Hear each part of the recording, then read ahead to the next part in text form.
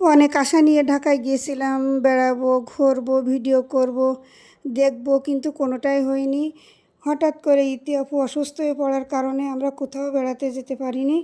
সারাক্ষণ বাড়ি ঘরের ভিতরে এই যে বাসা বাড়িতে থেকে সময় কাটাচ্ছি। কি করব বলেন? সুস্থ অসুস্থতা সব কিছু আল্লাহ পাকের ইচ্ছা এবং আল্লাহর হাতে। ইতাফু চেষ্টা করছিল যাওয়ার জন্য, কিন্তু সে পারেনি। সে ভীষণ অসুস্থ ছিল, 104 জ্বর। বলেন তো এমন অবস্থায় কেউ কি বেরোতে পারে? এই জন্য আমিও আর বেশি দেরি করিনি। আকাশের বললাম, বাবা আমাদেরও তো অনেক দিন হয়েছে আসছি, চলো বাড়ি যাই। তারপর আকাশ বললাম, আমার খেতে দাও, আমরা তাড়াহুড়ো করে খেয়ে দিয়ে এবার বেরোয় পড়বো। কিন্তু দেখেন আকাশবাবু খাচ্ছে তো খাচ্ছে, সে একদমই যাওয়ার কোনো নামই নেই। সে খেতে বসছে আর মোহনার সাথে গল্প গল্প আর গল্প।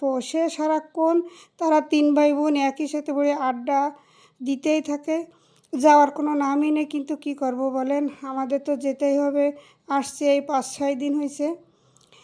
এই যে আমার গোছানো সবই রেডি, খালি আকাশবাবু খেয়ে নিলেই আমরা চলে যাব। আমাদের গাড়ি হয়তো 6টা 10-এ শ্যামলীতে যেতে হবে। এই মুহূর্তে আকাশবাবু খাওয়া দাওয়া রেডি করে এই যে আমরা নিচে আসছি। এসেই দেখি একটা রিক্সাতে আমরা উঠে পড়লাম। এসে রিক্সাওয়ালা ভাইকে বললাম, ভাইয়া আমাদের শ্যামলী একটু নিয়ে চলেন। এদের দেখতে দেখতে আমরা কাউন্টারে চলে আসছি। কাউন্টারে এসেই আকাশবাবু কাউন্টারওয়ালার সাথে কথা বলছে এবং আমাদের গাড়ি কয়টায় কিভাবে যাব সেটা সে জিজ্ঞাসা করছে। বলতে না বলতে আমাদের গাড়ি এসে হাজির।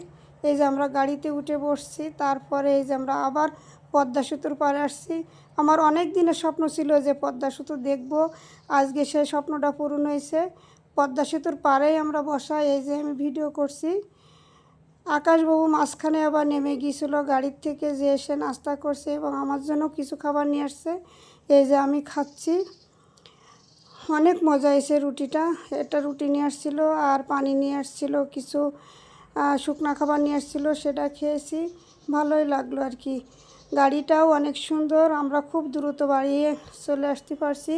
এ তো এসেই দেখি আমাদের বাড়ি অনেক খানাপেনার আয়োজন। এই তো পিঙ্কি বলল, আন্টি আজকে রান্না করা লাগবে না আপনার, আমি রান্না করছি সেটাই খাবো। এসে দেখি আসলেই আমাদের বাড়ি অনেক কিছুর আয়োজন চলছে। এই যে খাওয়া দাওয়া করছি, তারপরে আমরা বেড়াতে যাব সেই প্ল্যান করছি। এই তো আকাশবাবু আর আমি একটু বেড়াতে যাইব, এসেই বাদ বাকি কথা বলবো। এই যে আকাশবাবু সবাইকে বলছে, এই তো আমরা যাচ্ছি, এক্ষুনি চলে আসব। সবাই ভালো থাকবেন, সুস্থ থাকবেন, আসসালামু আলাইকুম। এই আমি যেন ওইটি চুরি করে